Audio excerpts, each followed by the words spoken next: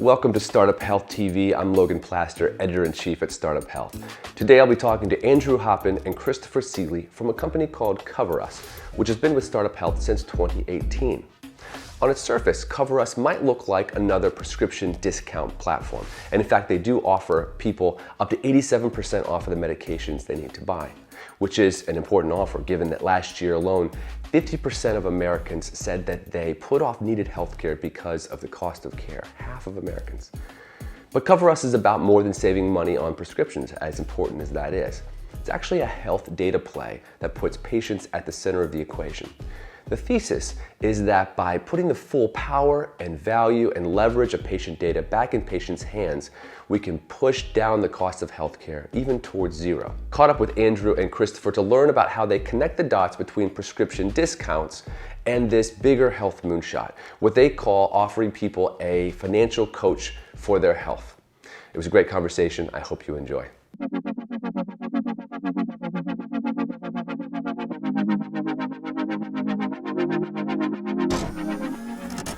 Gentlemen, thank you for joining me today. I'm here with Andrew Hoppin and Christopher Seeley from CoverUS.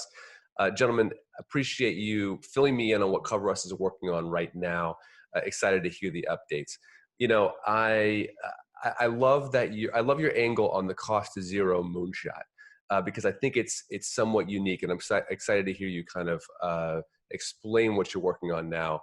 But I feel like you're helping people find interesting and new ways to save money on health. And I think it's more needed now than ever. So could you guys explain to me kind of where CoverUS is at the moment and what your big projects are? Sure. I mean, when it comes to CoverUS, I think, inspired as we are by Startup Health, we're trying to take the cost to zero moonshot and make it less of a moonshot. And our basic thesis behind that is that we live in a world where your data is used to market to you and sell to you, but it's quite a powerful tool in your hands and can bring down the costs of many important things in your lives, like your healthcare. As you know, we live in a country where more than half of Americans put off needed medical care last year because of cost. And when you look at prescriptions, there's almost 1.5 million scripts that aren't filled every year, which results in about 125,000 deaths, 10% of all hospitalizations, and more than 300 billion in revenue, and another 600 billion in lost revenue for the pharma industry. So we have a scenario where relatively mid-level costs are becoming life or death for people, and we feel that that's really not acceptable. Our motto is that you shouldn't have to be wealthy to be healthy, and our endeavor into prescription drug savings is really the first powerful step in that regard. Okay, so I've read that you've launched a new tool that saves people up to 87% off the cost of their medications. Talk me through that. How is that possible? So I'll jump in here. So there's a whole industry called prescription discount cards. And basically what's behind that are folks going around and making deals with drug manufacturers and with pharmacies to be able to sell people their prescription if they don't use their for it at a pre-negotiated price. And the reality, which still surprises a lot of patients, is that often you can get your medications cheaper that way rather than getting them through your insurance. And so there are companies doing really, really well, making a lot of money, spending a lot of money on TV advertising and elsewhere to help make patients aware of that. So that aspect of what we're doing is not new. What is new is that we are doing that in a very personalized way for the people that we think have the biggest challenges in this regard. So you've got about half of America, sadly, with a chronic health condition. And we've got a large proportion of the country that has literally 4 or 5 prescriptions that they're filling every month. Some of those prescriptions would be best filled, if you care about cost, through your insurance. Some of those prescriptions would be best filled by paying quote unquote cash, which in our case really means using a pre-negotiated discount that we offer through the CoverUS discount card. That's complicated to figure out. So what we're doing is we're saying, okay, let's look at your very specific circumstances, your health condition, your specific prescriptions, even your financial circumstances, as well as where you live and what you value in terms of how much shopping around you're willing to do. And let's make this simple for you. Let's make it affordable for you. And let's make it a one-stop shop really for you to be able to optimize your prescription shopping. Again, as Chris said, based on your data. So that personalization is what we think is novel. And it's a great opportunity, we think, because we think there are at least 20% of the country that could save a lot of money with using a discount card that are currently paying more than they need to by going through their insurance or just paying the retail price. And so we're trying to reach those folks that can really benefit a lot financially simply from being aware that if they use our card, they're going to save money, and that we're going to do that in a way that is tuned to their very specific circumstances so that they can have confidence that they're doing better with us than they could anywhere else. So my understanding, what I'm hearing is that there's sort of the prescription card side, but then there's this very important patient data side where you're collecting more information about the patient, understanding them to a deeper level so you can give them more customized information.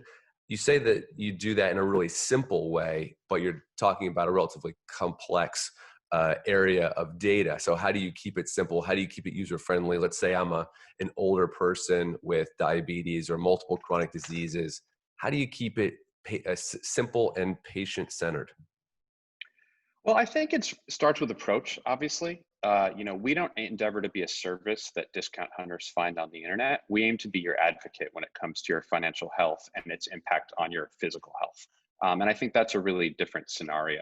When Andrew mentioned us talking about Americans with chronic diseases, some of those populations, up to 75% of them have trouble paying for their medication because of their variety of illnesses. So these are folks that badly need the help, and also don't necessarily have the time and may not be well enough to do the same price shopping that others might. And again, these are the people, when we look at a macroeconomic viewpoint of US healthcare, that are driving lots of costs in the healthcare system. So even if you're not one of the 150 million Americans suffering from chronic disease or the 100 million suffering from more than one, you should care about this population. And we're really trying to work with them most specifically. Anyone can benefit from CoverUS, but we're really going to bring you in, create an engaging experience that is user-friendly, and hold your hand through the process so that you can focus on getting well, and we can focus on getting you the best deal to do that. What that means, is a system of technology and user interfaces that seems really brutally simple on the top. You go to our website, the buttons are big, the fonts are large, it's very warm, and that's all very much by design. I know for myself, when I'm not feeling well, and I have, had some chronic issues at times, wherever I look, it feels quite clinical. And it feels a little bit overwhelming to me as someone who's not a medical professional. So I think it's about how we start users. And what we really want to do is engage them in a trusted relationship so that our powerful data processes on the back end can generate recommendations to them that are not only accurate based on the data they share with us, but something they're willing to believe and will use. I think so much of the time when we talk about data in healthcare, we forget the important fact that every line of data in your health record is generally a pretty profound human experience. And I think that CoverUS endeavors to treat it that way throughout your interaction with our products. Can you give me an example of how personalized it can get? Sure. So right now, as Andrew said, we're doing something that our competitors aren't, which is showing people the price of their medications with insurance and focusing on people with Affordable Care Act plans. As you know, the recent COVID-induced recession has led approximately 30 million people to have lost coverage. When you count the people who lost jobs and their families, they're going to be turning to things like the ACA, and they're going to be turning to discount programs. So whereas our other competitors, who have the same business model as us, which is very simply, when we refer you using our card, we get a prescription referral fee every time you fill. But our job as a company, because of our bigger commitment to a patient-driven product that engenders trust, is not to get you to convert and use our card no matter what. It's to get you to come to us to investigate whether using our card is the best way to save money, or whether you might be better off with existing payment options. So number one, the difference is the insurance comparison. You can enter in your ACA plan data, and we will show you the cost of your prescriptions at your local pharmacies, both with our card and without. And again, we do that because our commitment is to be your financial health advocate, your concierge. This is something that we see as a really long-term relationship with consumers. The other part of it is really when we go a little bit deeper. Over time, we're going to be rolling out many of the things we started CoverUS with, including clinical trial matching, prescription and product and procedure discounts. And to do that, what we want to do is simplify the marketing funnel for all the people in healthcare that want to provide you with life-saving services, but have a really hard time reaching you. I mean, as much as we're providing what we hope is a life-saving solution for patients, we also recognize that the healthcare industry has a real marketing problem engaging consumers. And it seems odd that a product I need at the moment I need it, it'd be so hard for me to connect in an honest and really mutually beneficial way with the people trying to deliver me that product. So the more trust CoverUS can engender with our population by always showing them the real prices, by price transparency, which is one reason we're accepted at 23,000 independent pharmacies that don't accept our competitors, because we're showing you the real price that you're going to pay when you get to the register, not a slightly inflated discount that might motivate you to get there in the first place. So ultimately, what we're really trying to do is be on the side of the consumer, get them to share data with us that we can protect for them, but also use on their benefit to get them the best deal on the product they need at the moment they need it. Besides showing them transparent pricing, which they might think they're getting elsewhere, but they're not, how else do you engender trust? You're talking about people handing over their data and possibly parlaying this into other opportunities with that data.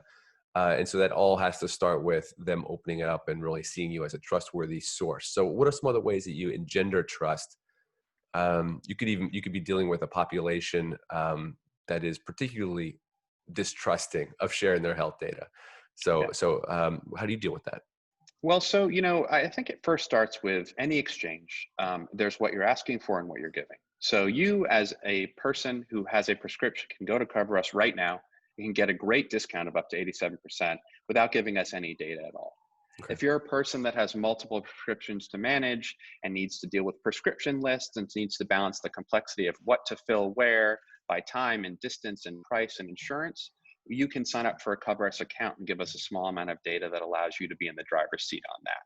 Now, if you're a person who wants to engage in some of our other offerings, like the clinical trials matching that we'll be rolling out, and some of the more fine-tuned prescription controls, you can give us data about your health record, your preferences, and we'll do more for you with that data. In 2019, we started with clinical trials matching and pivoted from that due to the fact that COVID has really paused that industry to some extent. And we were really happily surprised. If you look at every survey around, particularly a 2018 Rock Health survey, less than 20% of people, players in healthcare with their data. Everyone trusts their doctor, but when you start talking about pharma and big tech and government, it's 20%, it's 11%, it's 10%.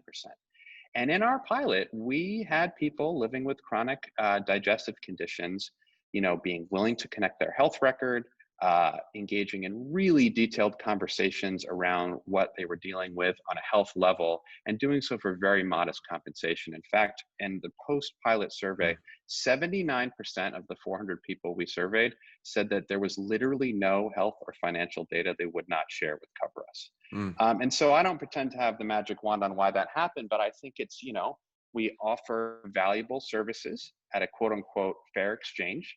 We're incredibly transparent about what we do with the data you give us and what we don't do.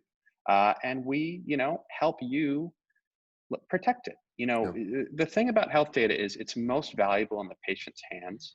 So any company that is looking to take that data out of the patient's hands, try to extract value, is, in my opinion, not only probably doing a disservice to the patient, but also not necessarily recognizing the full value of that data. So we want to allow you to put a signpost out for the people that want to get you what you need to be healthy, and control that engagement so that your privacy is protected. I'm curious what you think is the full potential of this these prescription savings. One thing that interests me about CoverUS is that you're really working to optimize within the system, and you're finding the savings that are already there. You're helping people to optimize versus offering an entirely different system. You're saying there are savings here to be had, and we will help you navigate. I guess my question is how much potential is there in the system versus saying, look, the system's rotten, it's broken, need a new system. How much savings are there to be had given the tools that you're providing? So we think that while it is literally labeled the moonshot in our context in Startup Health, that as Chris said, it's actually practical to drive people's costs materially down. And that's within the existing system by solving the complexity issue and actually making empowering information available to the patient and having the patient be in the driver's seat. So you might think of us like in Expedia for your healthcare shopping if you play this out into the future. And Expedia, to use the analogy, didn't at first give you better negotiated prices. They made it easier for you to find the prices that were already out there. And we think the same thing is applicable here. We also think there's a corollary, and we're very happy to be part of a movement in this regard, where the more transparency there is, the easier it is for consumers to shop around, the more efficiency there'll be in the market and the more pricing power the consumers as a coalition of consumers effectively will have in being able to negotiate effectively with the service providers that are setting these prices. So we think there'll be efficiency gains on top of what already is available, but the low-hanging fruit here is simply make the opportunities that are already available directly available to patients without having to go through a complex process or without having to go through middle people that may or may not have the patient's best financial interests in mind. Yeah, interesting. So, I mean, one of the things I'm hearing is that in order to really drive that cost down towards zero, I have to be willing to find the value in my own data. You've talked about being able to turn that data over to people in a safe way, in a way that compensates the patient, right? Is that something that's sort of in the future? It's part of the mix in terms of driving costs to zero? Yeah, I mean, when you think about any consumer exchange, if you looked at my Facebook, you would probably infer that I want to buy some home workout equipment given the COVID situation. But that has built, one of the biggest businesses in the world, basically that inference based on my activity. Now imagine you had tangible data about my health, which is evolving minute by minute.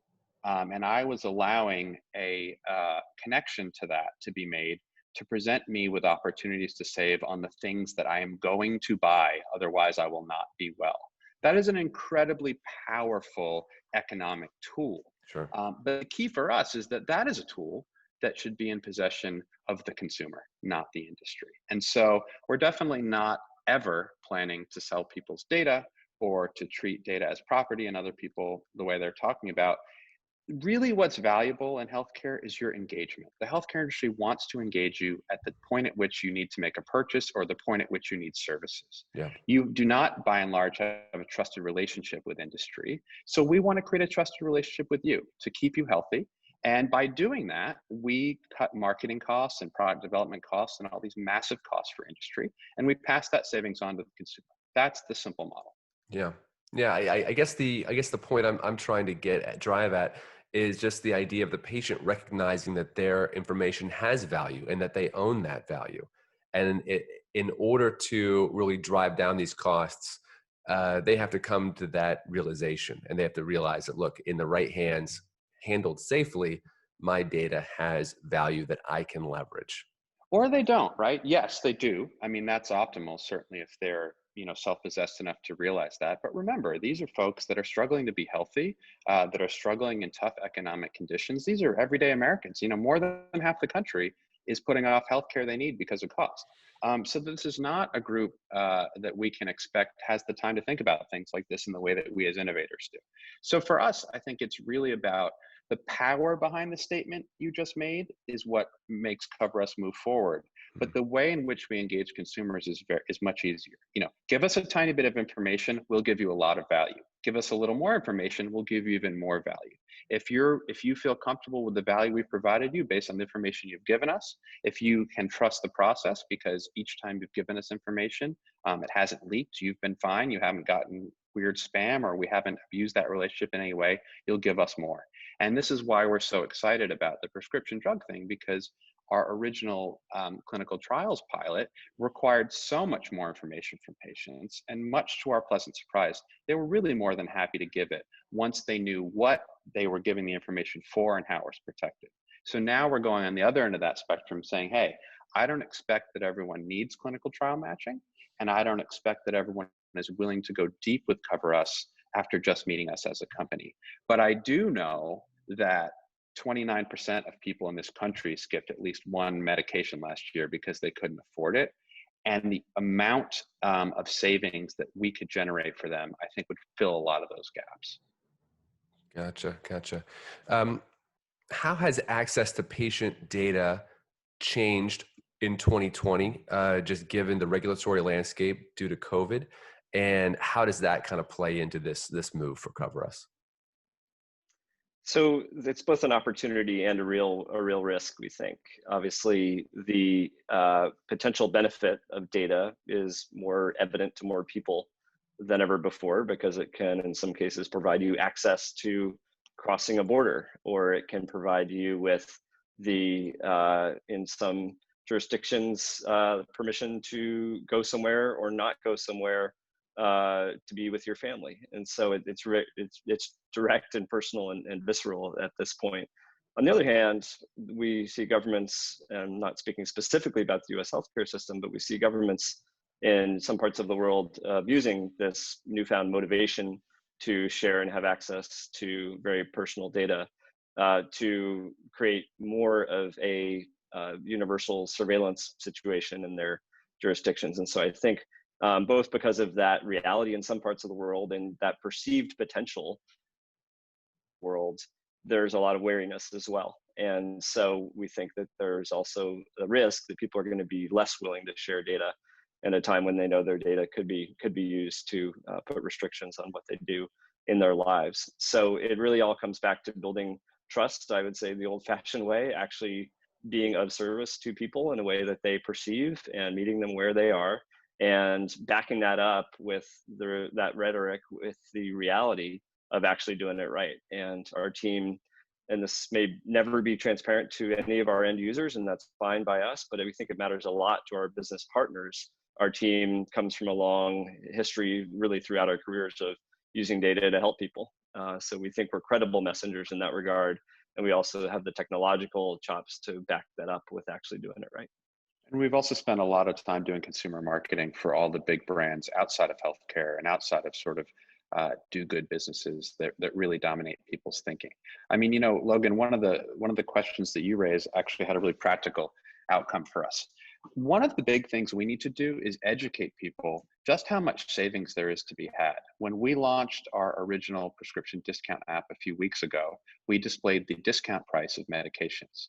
The price in some sense would bring, you know, a medication down from $80 to $9. Multiple people thought that the price we were displaying was the amount of the discount, because it was incomprehensible to them that their final price could be, you know, nearly 90% off of what they've been paying. And so I think this is why the user experience and the trust and the plain spoken language and letting the data be the powerful force in the background, not the thing that we expect to engage people on, is so critical, because this is just, there's so much savings to be had. And I think that people just can't imagine that that's the case. I know I couldn't before I started this. Are you able to give an example of one of those drastic, are those common drugs for common chronic illnesses that people would know? Those differences in cost, just as like an example to share. Yeah, it's really remarkable and striking. I will actually literally pull up particular savings that we gave somebody last week, just to give you a very real example. But you've got, you know, for example, let's take something like an inhaler for asthma. You know, something that really can be a life and death situation for a lot of patients. and it's routine that the retail price for that will be more than double what a patient would pay with our discount card. That's on the low end of the spectrum. You've got widely prescribed drugs like statins, which can literally be 90% off when you pay with a discount card. So that all sounds great. And if you're uninsured, it may be the only comparison that actually matters. What we're saying though, and why we think the patients are not availing themselves of these remarkable savings nearly as much as they should, is that it is in fact challenging to figure out when your insurance does cover some drugs, but not others. And when your copay differs for different drugs, even if they are covered. The reality is that most people who have insurance don't pay the retail price. And so it's not that 87% off that really is most relevant. It's actually, should I pay for this specific prescription at the specific pharmacy that I want to go to with my insurance, or should I pay with my discount card? And in that case, the savings that we're talking about can still be in the neighborhood of 50%, even if your drug is covered by your insurance. Most of the time, and you can get that granular in terms of my insurance and where I'm getting my drugs. We do it at that level of exquisite detail if you have Affordable Care Act plans right now, and we're particularly focused on that because we think that the people that are turning to Affordable Care Act plans now are those most in need of this cost to zero moonshot during this time of great economic upheaval.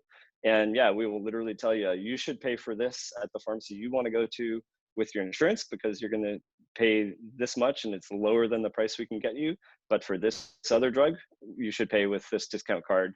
And here's how much it'll save you over paying for it with your insurance. Which is totally different than the pharmacy discount card model that people are used to, where they sort of get the card in the hopes of discounts. There's sort of this veil around it, right? Exactly. And you hope that the pharmacist... We're trying to walk you through the process of saving so that you can be well. You know, I think most of us have the financial means to be well if we can flip the power back to the consumers. You know, your earlier question of a typical discount, you know, Andrew's correct in that I think our core product value is showing you how it can be done from a complexity standpoint, meaning, you know, what you can fill here versus what you can save here. But when you're just talking about raw discounts, take something like Lipitor, you know, an incredibly popular cholesterol medication. If you don't have insurance, the average price is about $86. And in our app, it's $8.26. So, you know, that is the type of drug that people are probably paying full price for who don't have insurance because of how important it is. And, you know, now you can save 90% tomorrow.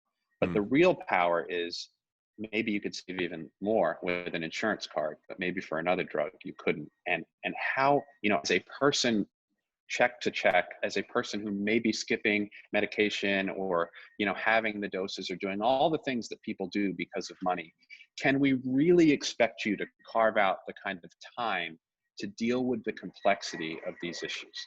To me, the answer is no. And we want to be your advocate in doing so.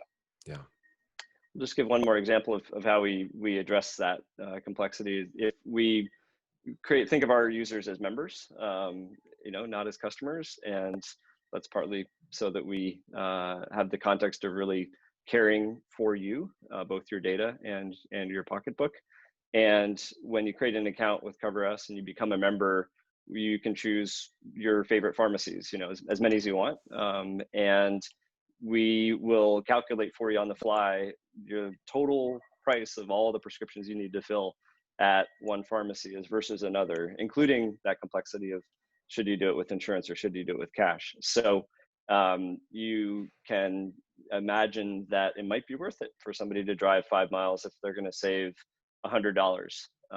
And that would, without our service, be a really hard thing to figure out. Should you even go check at this other pharmacy when you have 4 or 5 prescriptions, and when some of them are best done with your insurance and some of them are best done with the discount card? So we're trying to do add on features like that over time that will really make it that bottom line of I just want to know what my choices are, like literally how far I'll have to drive in order to pay how much money, and to be able to compare that so that a consumer can make a rational decision and again be empowered with that information. What tools are you using to reach reach consumers? Chris? Yeah, sure. So right now, we are doing a lot of direct consumer advertising. We obviously have partnerships, both existing and pending, with lots of organizations and patient groups, as far as member organizations, anyone that wants to provide a financial benefit to folks at no cost. Hmm. But one of the things we're really trying to figure out is, can we reach people in an affordable manner? Is there enough understanding out there to advertise to them and acquire them at a low cost? And to date, the answer has been yes. One thing that we haven't mentioned is really about our broader commitment to financial health and healthcare. So obviously, everything we do, as Andrew said, is about viewing our customers as members and taking them through the journey of getting very personalized health savings so that they can afford to be well. But one of the things that we're doing for people outside our relationship is we're really trying to make a company-wide commitment to canceling medical debt of individuals. During the COVID-19 epidemic, we worked with RIP Medical Debt on a special program where we erased $500,000 worth of personal medical debt for healthcare first responders, nurses, sort of the blue collar folks in healthcare who have a lot of debt in their own lives.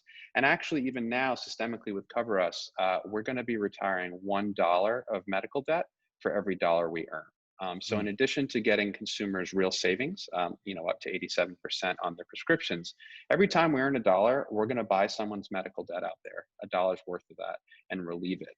Because what we have is not just a very personal thing that is causing people to get sick, but we have a economically sick healthcare system. And we think that a lot of people are going to be pretty motivated by an ability to do good while really looking out for their own pocketbooks as well. Very interesting. I think my closing question is just kind of about what's next. You rolled out this new program. We're in the midst of COVID still. The market is it's a bit tumultuous in terms of how things are shifting. And so I'm wondering how you see the fall and winter shaking out, kind of like what you're excited about closing out 2020 with the new offering and then any other rollouts. Yeah, so I think it's actually, for reasons that we wish to exist, but I think it's really a fantastic time for our business because it's never been needed more than now.